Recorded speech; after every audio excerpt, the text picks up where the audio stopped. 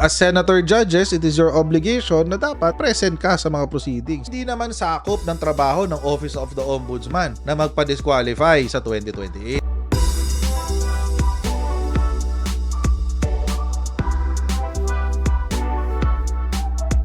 I-identify na natin lahat ng Manchurian candidates. Tigil-tigilan na natin yung kalokohan natin.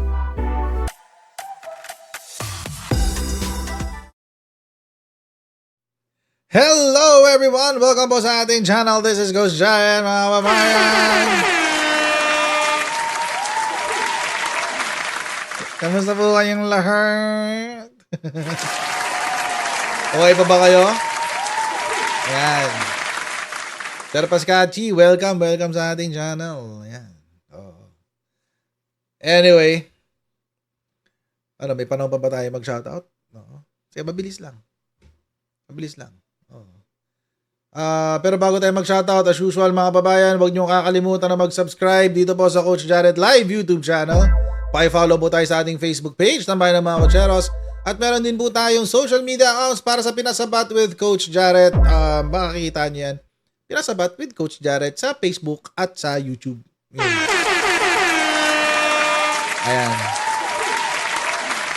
Okay. Game. Shoutout tayo, mabilis lang. Para yung mga hindi na shoutout kanina sa una, ma-shoutout ngayon. Oo. Game. Okay.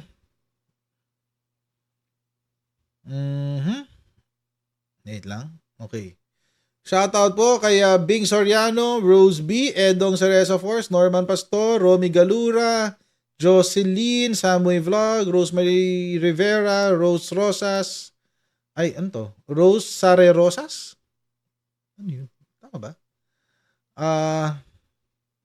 Cool Me, Leonida Mendoza, Josefa Oliva Lopez. Ay, hindi. Nag-uulit-ulit pala to. Luneta, Norman Pastor, Leonida Mendoza, Renato Cosalem, Ruben Esperanza.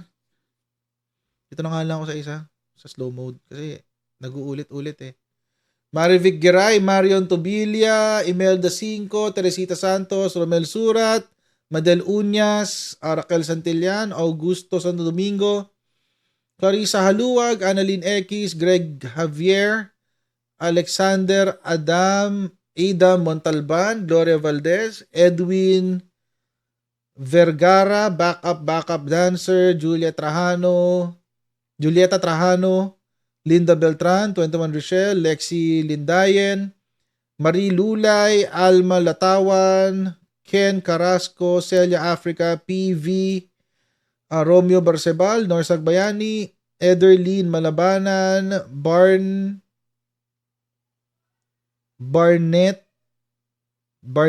Lynn Bagatsing, Chevangsley, JD, Zenab, Cesar Cabrera, Gayusi, Arnold John Shapno, Ray Ann, Lacey, Loretta Dawag Antonio, Froilan Soberano, Chopaeng, Owen Mira, Jean or John KV, Annalyn Castano, K. Espiritu at Helen Besidas. Ayan, ito pala. Okay. Yan po ang ating shoutout at babasahin ko yung dadaanin ko lang ibang shoutout mamaya habang tayo nag-livestream. Okay. Game. Topic tayo. Bago natin pag-usapan itong pag-aamok ni Attorney Topacio sa opisina ng NBI, mga kababayan. May gusto lang akong daanan ulit. Kasi mukhang lumalabas na ang katotohanan sa secret BP ni Sara Duterte, mga babayan. Hindi ko alam kung nakita nyo na, pero huwag nyo kakalimutan mag-like na live stream na to. Oo. Huwag nyo kakalimutan mag-like nitong live stream na to kasi 976 na, mag-1,000 na, tapos 341 yung likes. So parang medyo malayo, di ba? So, i-like nyo naman itong live stream natin, guys. Ano pa ngayon? Okay. Anyway. Noong nakaraan, mga kababayan, kung naalala nyo, takutin ko ba? Ang hindi mag-like, DDS. Ayan, good luck. 'Di ba? Ayaw nyo maging bobo, ayaw nyo maging tanga, huwag kayo maging DDS. So mga kababayan, nung nakaraan, nabanggit na i-topic natin itong balita na 'to. Oo. Na-i-topic natin 'to.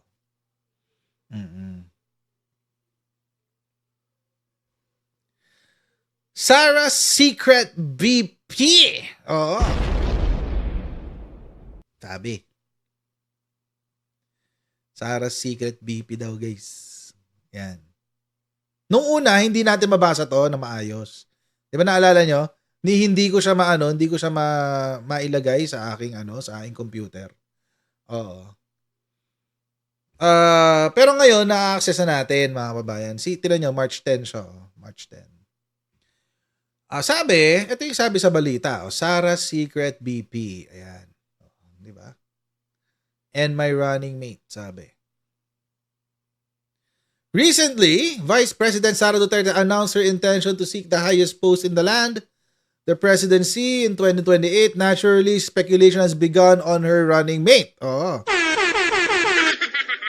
Ang sabi, ito daw ang kanyang running mate, ay ang tao na magpapanagot sa mga tiwali ng Marcos administration. Yun ang sabi niya. So, ito lang taong to ang tututok sa sisiguro na yung mga tiwali nabibigyan daw ng hustisya.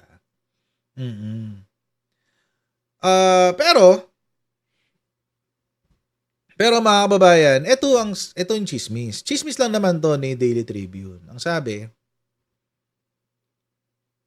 ayan. Ang sabi, ang description daw nitong Vice President na minamata ni Sara Duterte ay isang ekonomista and a long-time political player rolled into one.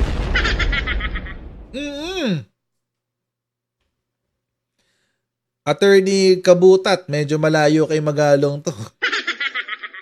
Economist and long-time political player. Oo, medyo malayo kay kay Magalong to. Ekonomista daw eh. Ngayon, mga kababayan, sa pag long-time political player, iniisip talaga natin, matagal na sa politika. Tapos, ito pa yung isang clue, someone known for wielding influence across different camps. O yan, di ba? Ngayon, mga kababayan, kapag napag-usapan natin yung mga ganyan tao, ang maiisip po natin, walang iba kung hindi si Gloria Macapagal Arroyo. Oo. Kasi sa lahat naman na naging presidente, siya lang naman yung gumraduate ng economics sa Georgetown University. Oo, siya lang naman. Wala naman iba. Oo. Ayan, master's degree in economics from Ateneo de Manila University and doctorate in economics from the University of the Philippines. Oo, ayan, no? Nag-aral pa siya ng economics sa Georgetown, sa Washington. So alam niyo, mga kababayan, wala na ibang maiisip pa na na pag-economist. Tapos sabihin mo pang long time, long time political player. Kailan pa nagpupolitika si GMA, di ba? Malala. Kung ang basihan ko lang, yun nung panahon na si Erap ang presidente. Yun yung panahon ko. Syempre, baka mas maaga pa yung umpisa. Diba? So, kung long time political player, batik, GMA. Ngayon, mga kababayan, mukhang hindi natin alam. Hindi pa naman natin sigurado. Hindi pa tayo sigurado dyan. Yan o, ayon lamang sa chismis ni Daily Tribune. Ayan, si Daily Tribune yan. Yung clue niya kasi masyadong specific eh. Ang dali kasing hulaan nung clue. Oo. Ang dali kasing hulaan nung clue niya, guys. Oo. Ang nakakatawa lang, kung totoo tong chismis na to, ang nakakatawa lang dyan is, pinili ni Sara na maging VP, yung lalaban sa katiwalian, ay yung former president who has been embroiled in so many corruption controversies.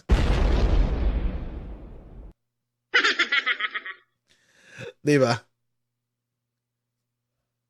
Kawawa naman si Baba Bell. Pinili niya. Bahala siya. Diba? You chose your poison, hindi bahala ka. You chose your poison eh. But anyway, ayun na nga. And mga kababayan, hindi pa naman tayo sure kung siya talaga yon. Pero, kanina, may ganitong drama. Ayan o. President of the Republic of the Philippines, together with Honorable Gloria Macapagal Arroyo, Representative of the 2nd District of Pampanga, Ayan. Vice President and 14th President of the Republic of the Philippines. Diba it's interesting mga kababayan, na kanina sa event, ang kasama ni Sara Duterte, itong si GMA. Diba? Shoutout kay Jemima Kailon. Salamat po sa inyong super chat. God Wow bless po. naman! Wow! Wow! So, it's interesting. Oh, it's interesting. At saka kasama pa rin pala ni Sara Duterte si Sulaika Lopez. Ayan oh. Ayan si Sulaika oh. Katabi niya. Ma'am, anong hatol mo sa kanya? Uy, Sa si Kuya. Sinungaling! Ma'am, anong hatol? Honorable Sara Sana. C. Duterte, Muli tuloy. together with Representative and Ayan. Si Sulaika. Girlfriend, sabi ni Paul. Girlfriend eh. Totoo ba? Totoo bang jowa? Hindi ko alam. Ayokong mang chismis. Ayokong mang intriga. Ayokong mang intriga, guys. Oo. Jowa niya yan. Hindi ko alam eh. Oo, ayokong mang intriga, guys. Oo, kasi trabaho ng mga Duterte yan eh, mang intriga. Pero alam nyo, mga kababayan, kung totoo, ano na? Sabi ni Alan Bongbong, Arellano ba to? Sorry, hindi ko si buo yung pangalan eh. Sorry, wait lang ha. Tira natin.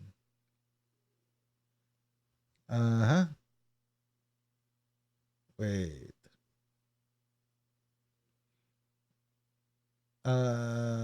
Tama. Alan Bongbong Arellano. Salamat sa super chat ha. Combine Chucky at Chakay. Chakikay. Kawawa naman daw si Baba Bell. Oh, salamat sa super chat. Wow! Wow! Oo. Well, she chose her poison eh. That's her poison. Di bahala siya. Di ba? Bahala siya. But anyway, mga kababayan, eto nga. So, etong dalawa, allegedly, sila yung magka-tandem sa 2028. Allegedly, hindi, yun ang chismis. Kasi naman, kayo din sa Daily Tribune, masyado naman kasi kayong obvious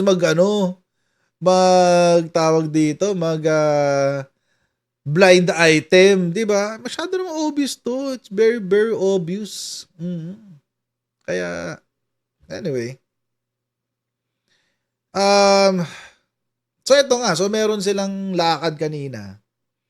And if it is true, again, if it is true, this will be their first public outing, mga babayan.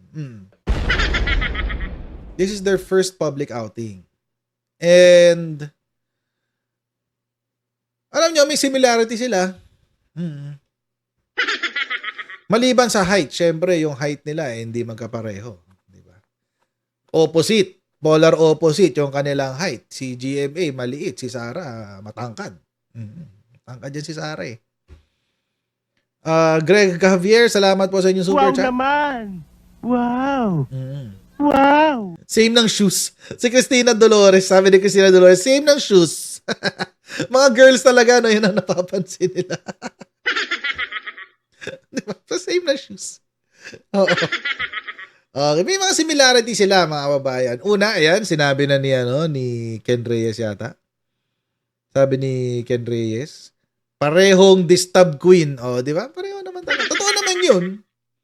Pareha silang nag-organize ng destabilization. Etong si GMA, inorganize ang destabilization ni Erap Estrada. Eto namang si Sara Duterte, pilit pa rin dinidistab si President Bongbong Marcos. Oo. Di ba? Ano ba similarities nila? Pareho silang magnanakaw. Diba? Pareho silang magnanakaw. At pareho din silang fake news. Ano ba? Si GMA ay merong experience sa pagpapatanggal ng presidente. Si Sara Duterte gustong maging presidente. Naalala nyo nung panahon ng rally ng INC, nakahanda na nga, allegedly, nakahanda na siyang mag-oath taking. Nakabarong na, guys, ready na raw siya mag-oath taking, guys.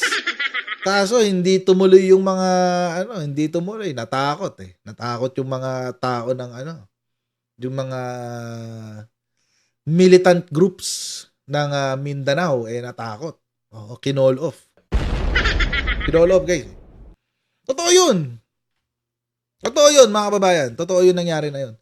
Yung kinukwento ko sa inyo before nung panahon na yon, na merong mga grupo na galing sa Mindanao na mga hindi militanteng grupo tawag doon. Yung mga subversion. Yung mga grupo ng, di ko lang alam kung MILF, MNLF, ganun. Na dinala na sila sa Manila. Para dun sa last day ng INC rally, susugod sila ng Malacanang at pilit nilang kakalad ka rin daw si President Bongbong Marcos from Malacanang. Yun yung plano. Hindi lang natuloy yun. Kasi may dinaga. At yung dinaga na yun, sabi, ayaw niyang madamay. Ayaw na nilang madamay. Pero ngayon mukhang nagpaparamdam na ulit. Parang gusto na niya madamay na ulit. But anyway, basta may dinaga doon. So, wala na, hindi na niya tinuloy. So, ngayon, mga kababayan, mukhang nagde-declare na naman sila na tutuluyan na nila. Parang ganun. But anyway, parang ngayon at this point, parang hindi mo na, parang now it's a fact Kung magiging tandem nga sila sa 2028, parang hindi mo na siya ikagugulat At kasi mga kababayan, apparently, ito pa lang si Sara at saka si GMA, they have a long history. Matagal na pala silang nagkakaututan dila. Matagal na pala silang friends, guys. Oo. Apparently, noong 2019,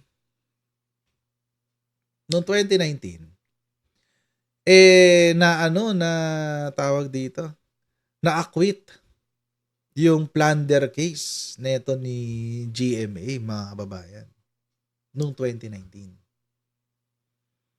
At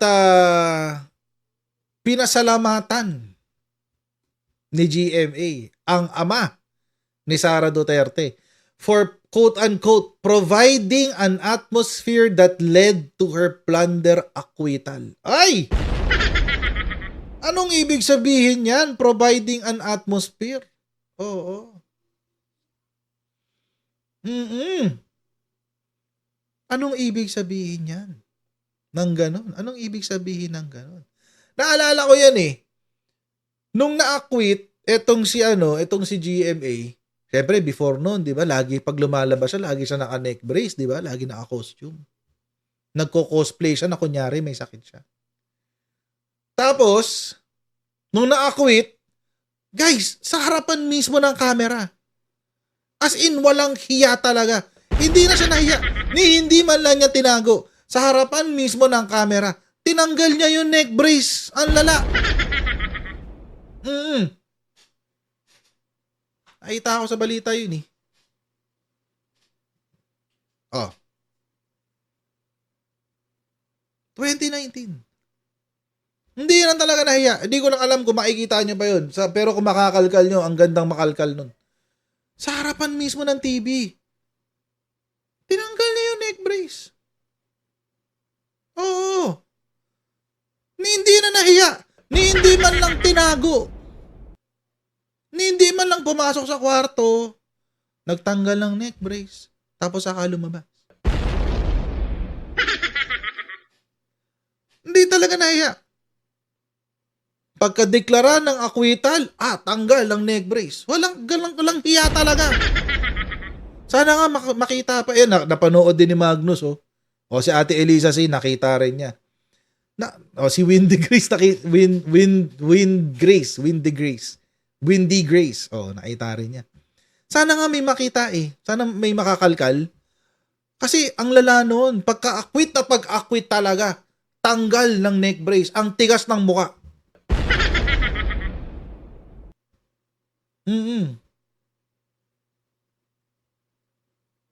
But anyway,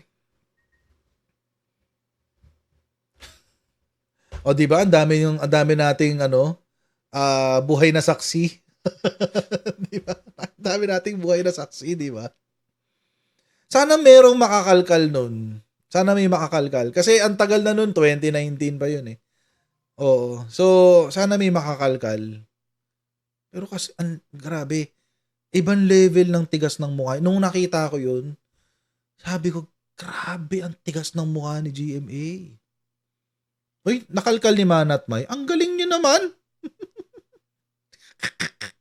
Ito si Kina na nakalkal din niya. Grabe kayo. Para kayo, mga researchers. Ayan o. Ito nga. Wait. Buti na lang, kinalkal mo, Kina. Ito yung nakita ko, guys. Ito yung nakita ko. Ito. Yan. Yan. Oh.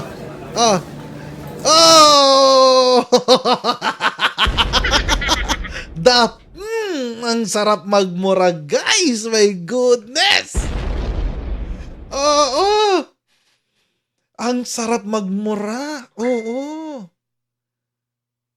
Ang tigas ng mukha. Ang lala, di ba?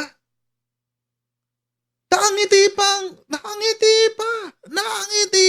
Ang tigas ng mukha talaga. Parang, tapos na ang pagpapanggap. Pak! Ang tigas ng mukha ni Gloria. Grabe.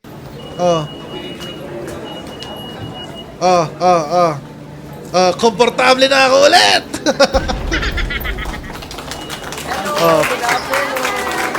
Di ba? Ang tigas ng face. Grabe. Ito yung nakita ko nun eh. Oo. Imagine, ganun kalala. Buti nakalkal ni Kina, no? Ang galing yung magkalkal, ha? Actually, meron pang isa eh. Si Manat May din yata yung isa eh. Si Manat May din yung isang nagkalkal eh. Oo. So, wait. Asa na ba? Sa mga gustong gumawa ng content niyan, wait, ipipin ko. Asa na ba? Wait. Ba't hindi ako makabalik? Ha? Di ba parang nagtanggal lang doon ng scarf. Sabi ni Windy Grace. Parang nagtanggal lang doon ng scarf. Di ba? Ito si Manat May. Ito si Kina. Meron din. Saka si Manat May. Ano lang kay Manat May yung natin. Ipin natin. Ayan. So, kung gusto nyong makita ulit o gusto nyong gawa ng content, ayan, nakapin sa chatroom. I-click nyo. I-save nyo agad. Ayan. Di ba? Ang tikas ng face. Ibang level, guys. Hindi ko kinaya. Ang tagal niya ng panggap. Ang tanggal niya ng panggap na may sakit siya. Nakakuha pa siya ng hospital arrest. Tsaka naka-house arrest siya dahil daw sa kanyang leeg. Tapos, nung na-acquit, pagka-acquit, ay tanggal. Ay my goodness. Kaya mga kababayan, inisip ko, hindi, sa kaya siya kumuha ng medical certificate? Kung sino man yung doktor na pumirma ng medical certificate ni GMA, isa ka pa, ang tigas din ng mukha mo. Magkanong binayad sa'yo? Sana nakakatulog ka ng mahimbing dyan sa pinaggagawa mo. Diyos ko. Tigas ng mukha. Buti sana kung sa recto, Ken Reyes. Paano kung doktor talaga? Kasi iaano yan sa court Isasubmit yan sa court, tapos yung doktor mismo magte-testify yun sa court. Kailangan yung pasyente ko, i-hospital arrest nyo, i-house di siya pwede sa regular na kulungan, bla bla bla bla bla bla. Ganun. Diba? Doon pa lang maikitaan nyo na ng pagsisinungaling tong hayop na to Kaya nung di ba nag-uniteam. Nung nag-uniteam, pumayag na yung tapos bati pa nun si Duterte tsaka si BBM. Nung panahon na yon, tapos sabi ni nung sinabi na si GMA ang susuporta. Sabi ko, ay hindi ko kayang suportahan si GMA. Noon pa lang sinasabi ko na yan. Noon pa lang sinasabi ko na yan. Hindi ko kayang suportahan si GMA, sabi ko. Tapos nung kinakausap ako nung isang amuyong ni Aimee. Sabi nung amuyong ni Aimee, suportahan natin si Sara tsaka si GMA kasi tinanggal si GMA, kawawa naman si GMA, bla bla bla bla bla bla. Nung panahon na yon, okay pa naman si BBM tsaka si Sara. Yung panahon nung tambalos-los. So sabi ko, si Sara kaya kong suportahan. Nung panahon na yun 2023. Bati pa si BBM tsaka si Sara. Nung panahon na yon, kaya kong suportahan si Sara, pero hindi ko kayang suportahan si GMA, pasensya na. Sumagot pa yung amuyong ni Aimee, sabi, ako din naman, hindi ko kayang suportahan si GMA. May ganun. So, never ko nasuportahan talaga si GMA, ever. Hindi talaga kaya ng sikmura ako suportahan si GMA. But anyway, nung panahon nga ni Digong na-acquit sa plunder. Hindi natin alam kung ano yung ibig sabihin ni tawag dito ni GMA nung sinabi na Supreme Court to kasi 11-4 Hindi ko alam kung ano yung ibig niyang sabihin nung sinabi niya na na provided the atmosphere. Hindi natin alam. Kasi sabi niya, most of all, I thank you that when you become president, you provided the atmosphere in which the court, by the way, Supreme Court, acquittal of plunder charges by the Supreme Court. Ay, wait.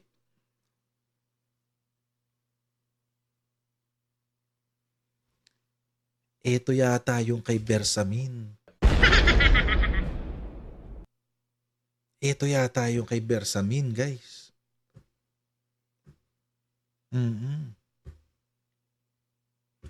Si Chris Ulon dito. Sino ba matangkad? Si Topacio o si GMA? Ewan ko. Dali. Ewan ko. Ito yata yung decision ni Bersamin Mm. So, baka yun ang ibig sabihin ni GMA. Hindi, BJ Cans, hindi Leonen to. Bersamin to. Yung Chief Justice si Bersamin. Mm. Kasi 'di ba kay Bersamin yung decision yung decision na yung main plunderer doctrine sa plunder. Kay Bersamin yun eh. So,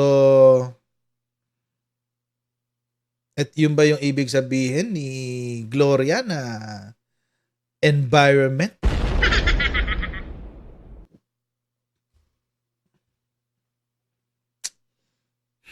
Idol pa naman si Bersamin.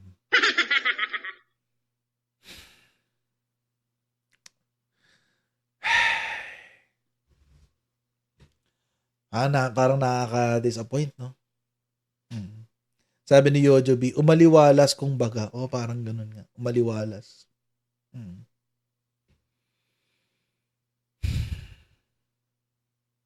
Parang siya nga yun eh.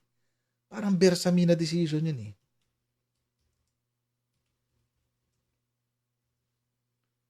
Wait. Ito, nasa e-library. Bersamin nga. Bersamin.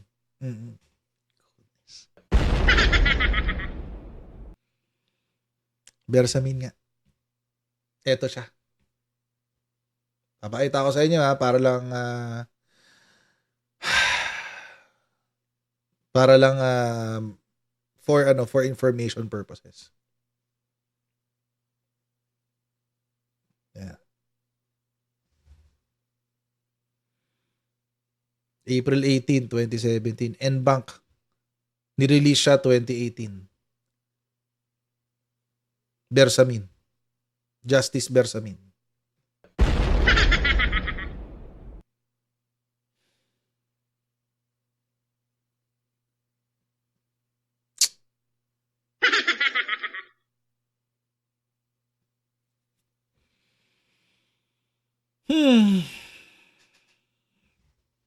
Nakaka-disappoint, no? Dito yung dito nabuo yung main plunderer doctrine eh. Dito yung nabuo. So, yun pala yung pinagpapasalamat ni Gloria Macapagal-Arroyo.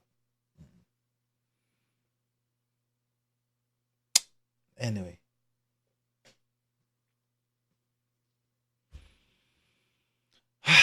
Anyway, nakaka-disappoint pag may mga natutuklasan kang ganyan. Lalo ngayon, live.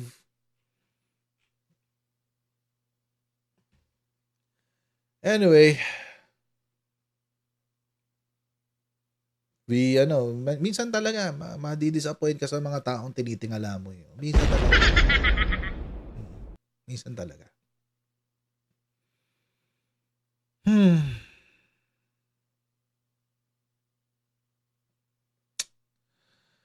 Hi. Anyway, tuloy natin yung kwento.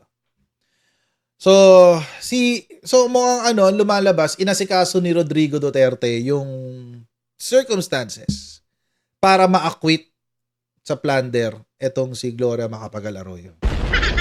Kaya siya may pa-thank you. Yan.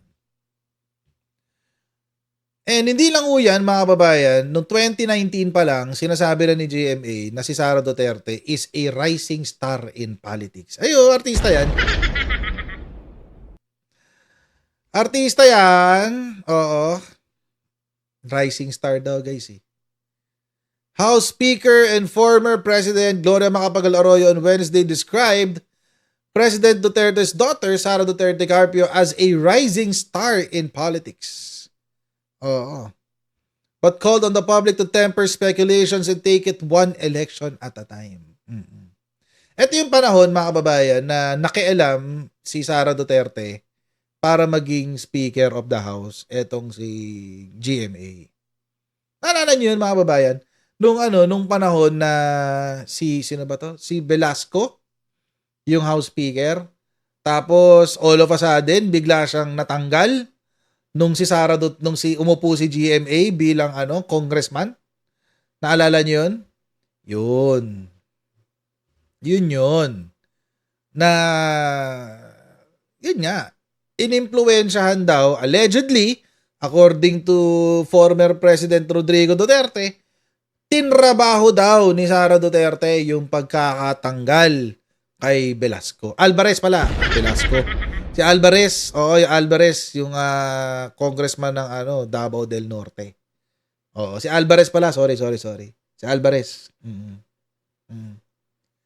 Si Alvarez yan. So, yun.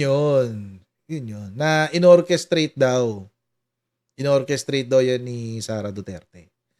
At nung pagkatapos nung ma-orchestrate yun, yun na, tinawag na ni GMA si Sara na na rising star.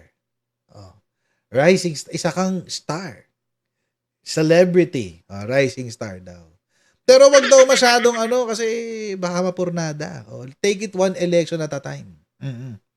Ano yung one election at a time na yon, mga kababayan? Yung one election at a time na yon, mga kababayan, ito ng 2022 elections. Noong 2022, sumali itong si Sara Duterte sa PDP laban, sa Lakas CMD. Si Lakas CMD, mga kababayan, ito, ang chairman emeritus dito ay si Gloria Macapagal Arroyo. Pero ang presidente ay si former Speaker Martin Romualdez. Ibig sabihin, chairman emeritus, ibig sabihin, founder kakasama ka sa mga founder. At dahil buhay ka pa at nirerespeto yung pagiging founder mo, o di, chairman emeritus ka. Pero wala na siyang involvement sa sa day-to-day operations. Ang may involvement na sa operations ay yung presidente, which is in this case si Martin Romualdez. So nung sumali si Sara Duterte sa Lakas CMD, yan ay para tumakbong vice-presidente ni BBM.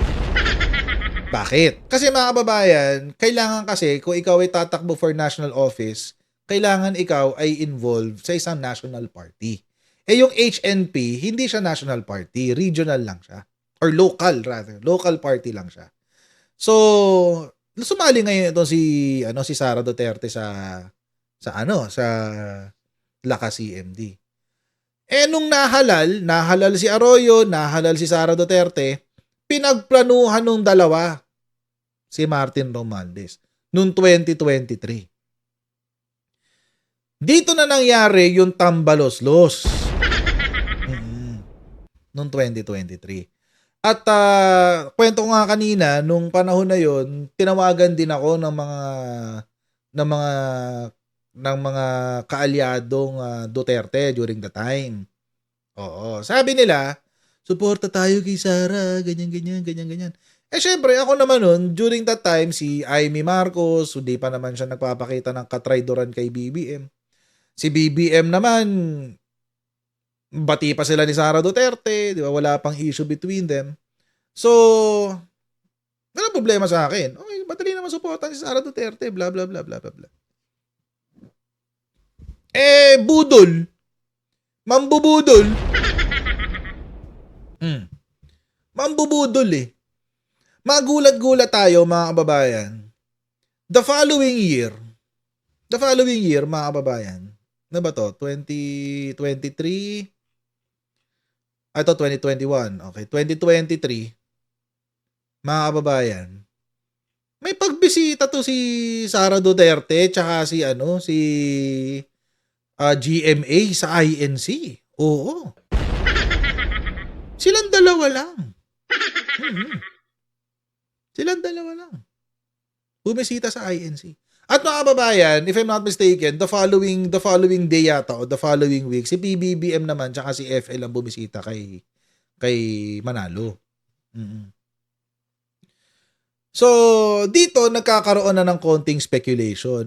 Mukhang magkakaroon ng alyansa.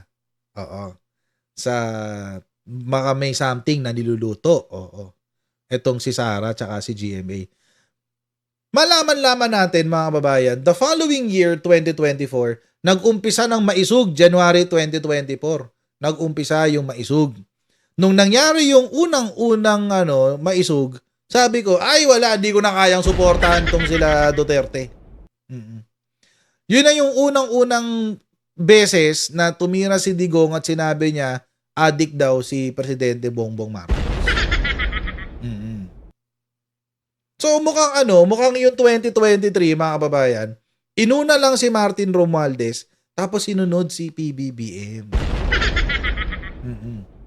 At medyo sineset up na nila yung mga sineset up na nila yung mga kaalyado nila 2023 dahil 2024, June of 2024 mga kababayan, biglang nag-resign si Sara Duterte sa sa DepEd. Bigla siyang nag-resign. After no mga rally-rally ng maisog, napalyado din naman kasi walang pumupunta, etc. So ayan na. 2024, biglang nag-resign siya, June of 2024. Bakit? Kasi mga babayan, sa June 2024, the following month, July 1st of 2024, that will be officially the end of the 2 years ni PBBM. Officially. July 1, 2021 to July 1, 2024, nakadalawang taon na si PBBM. Anong importansya nun? Ano yung kahalagahan nun, mga kababayan? Ang kahalagahan nun, si PBBM, after July 1, 2024, ay pwede mo nang i-distab without risking re-election. Yun ang importansya nun. Yun ang kahalagahan nun. Kung bakit nag-intay ng 2 taon si Sara Duterte at si GMA. Kung bakit 2023 ay ipinupwesto na nila ang kanilang mga alagad. Kasi 2024 aatake sila. Kasi sa konstitusyon natin, mga kababayan, sinasabi na kapag ang vice-presidente ay umupo ng higit pa sa 4 na taon, ay hindi siya qualified na tumakbo for re-election. So, sakto yun. 2 years. After July 1, 2024, nakadalawang taon na si PBBM, pasok na dun sa constitutional limitation. Tinrabaho nila ngayon si PBBM until today. Gusto pa rin nilang pabagsakin si PBBM. Tinrabaho nila simula July 1, 2024 hanggang September 2025.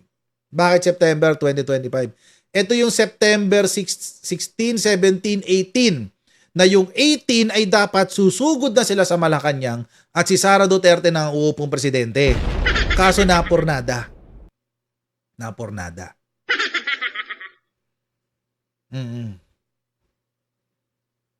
So, it's actually, correct ka dyan, Ate Trexie, it is GMA 2.0 ang plano nila para kay Sara Duterte. Alam nila na hindi nila makukuha ang Catholics. Kasi ang Catholics, mga kababayan, corner yan ng liberal. Oo. Liberal and progressives, karamihan dyan, Catholics yan, sigurado. Catholics. Kuha na yan ng mga liberal and progressive. Si Kibuloy, wala nang silbi, nakakulong na. And alam naman natin mga kababayan, ang INC has been very supportive of the Duterte ever since. So, siguro that's the reason ba't sila nakipag-uusap kay Manalo. I don't know. I mean, that's a possibility, but wag sana magagalit ang mga kaibigan nating INC. Pero makikita naman natin yung suporta ng INC sa mga Duterte. 'Di ba? So, but mga kababayan, ang hindi lang siguro na-anticipate ng mga Duterte is that kahit kunin nila ang INC, hindi nila makukuha ng buo. Kasi may mga member pa rin ng INC na supportive pa rin of the administration. And hindi sila konti. Marami sila. 'Di ba? Kaya hindi na nakuha ng buong INC. Ang nakuha lang nila sa INC, yung mga Duterte supporters din. Kasi, kung tutuusin, mga kababayan, yung rally nila, dapat it's supposed to be more than 1M. Kasi, ilan ba ang total population ng INC? Mga nasa 2 to 3 million ang INC. Mga 2 to 3 million ng INC. So, hindi na nakuha ng buo yung INC. Hindi na nakuha ng buo. Baka yung mga Duterte supporters lang din. Tsaka yung mga ano talaga, mga umaten lang doon, talagang loyal sa sa simbahan. And kung loyal sa simbahan, well, it's their faith. Hindi na sila mapupulaan doon. Kung loyal sa simbahan. Pero kung loyal sa Duterte, baka pwede natin mapulaan. Pero kung loyal sa simbahan, wala tayong magagawa doon. Faith nila yun eh. Di ba? Wala tayong magagawa doon. Sabi ni The Greater One, marami nga sa INC, puro Marcos loyalist. Yun nga. Oo. So, hindi rin lang nakuha ng buo yung INC. Siguro, akala nila makukuha lang ng buo. Hindi lang na-calculate. Hindi nila na-anticipate na hindi lahat ng INC susuporta kay Duterte. So, yun. But, whatever the case may be, mga kababayan, ngayon, it's a different story.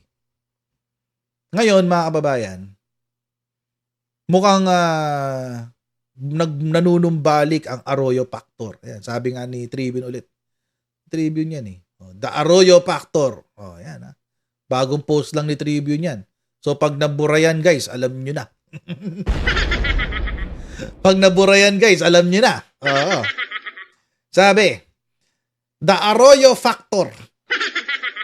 The strategist who ushered Sara Duterte into Lakas CMD, helping transform her from political heir into a formidable national force, many now see as a future president. When Arroyo was abruptly demoted in the House of Representatives, the tremor rippled outward, deepening the feud between Sara Duterte and then Speaker Martin Romualdez until the alliance she once engineered became a war among its heirs.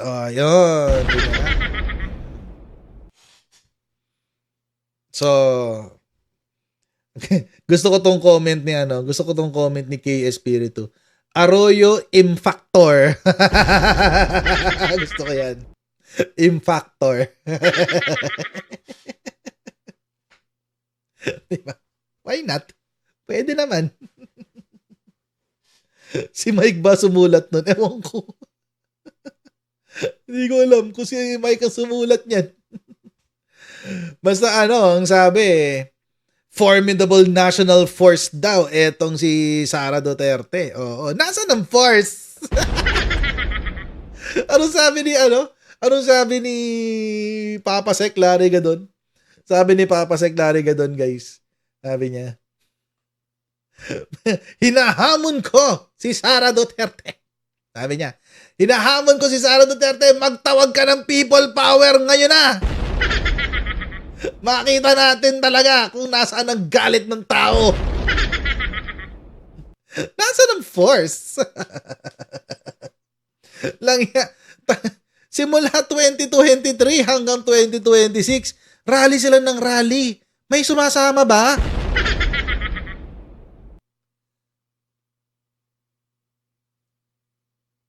Si Harry Roque, linggo-linggo nandoon sa EDSA. Dumami ba sila? Wala.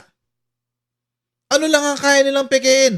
Ang kaya lang nilang pekein, mga kababayan, ay ang social media at mga survey companies. Yun lang ang kaya nilang pekein.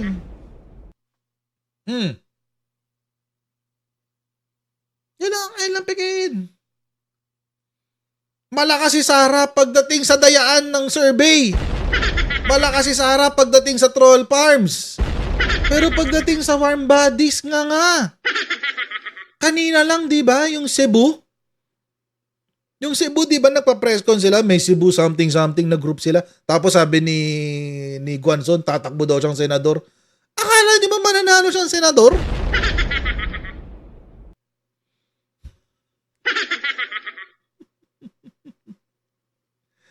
Di ba? Mga mabayan, yung mga Duterte loyalist, linggo-linggo nasa EDSA simula 2023. Ano nangyari? Wala. Ate Trexie, anong link to? Nakiris ako. Anong link to? Wait. Ay, neck brace. Oh, yan. Di ba? Nasaan ang force? Nasaan? Wala.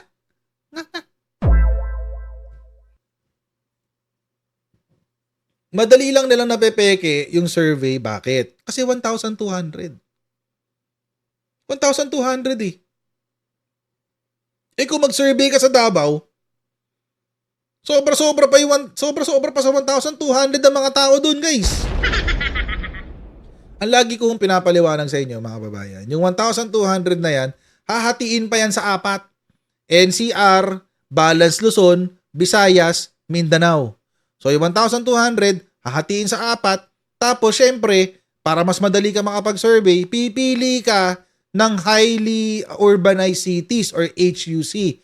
HUC ng Mindanao, 5 lang. Karamihan doon, mga Duterte, Baluarte. Sa Cebu, sa Visayas, parang ilan lang ba ang HUC dyan sa Visayas? Ang pinakamaraming tao dyan, Cebu.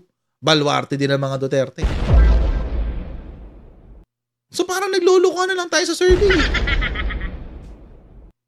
So, sa social media, ang dali-dali nilang kumuha ng troll farms.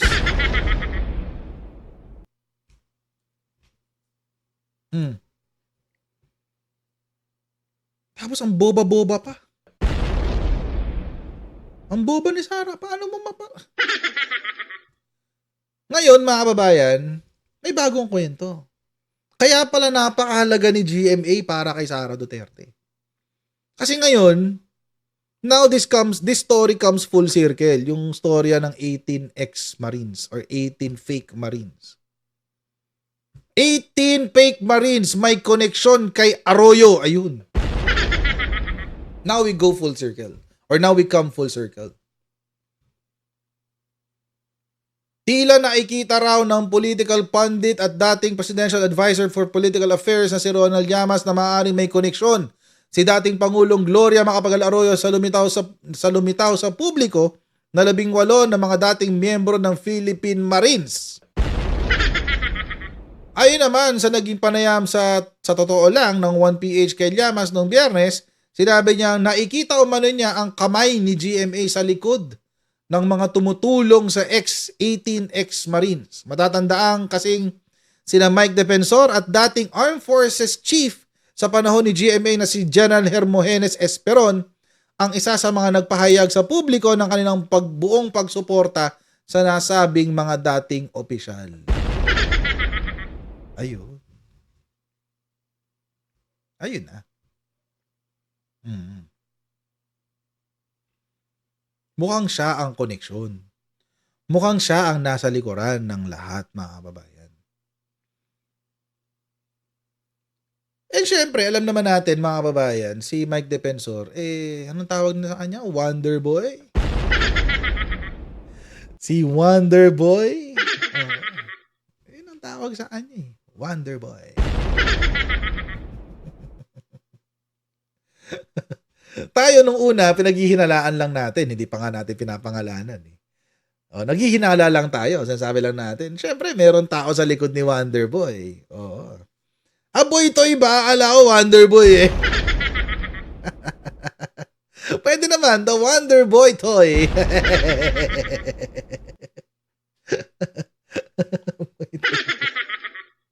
Ay, Diyos ko. Oo, pwede naman yun. Pwede naman. So anyway, nung una nga, binabanggit lang na, hindi natin pinapangalanan si GMA, pero baka lang, we're speculating. Mukhang ngayon, kumakalat na yung speculation din natin. Na the fingerprints of Gloria Macapagal Arroyo is all over the place. It's all over the place, mga kababayan. At ewan ko lang. Ewan ko lang. Pero mga kababayan, kung ewan ko. Mukhang 2028 is shaping up to be an exciting elections. Oo, mukhang ganun na mangyayari, guys. At sana, ito lang akin, sana merong magandang option sa 2028. Ano? Yun lang naman ang akin dyan. So, sana maging ganun. Otherwise, good luck na lang sa ating lahat, guys.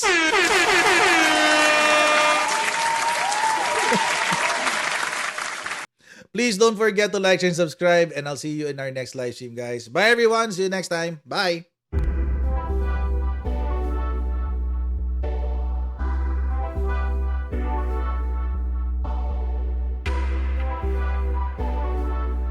As senator judges, it is your obligation na dapat present ka sa mga proceedings. Hindi naman sakop ng trabaho ng Office of the Ombudsman na magpa-disqualify sa 2028.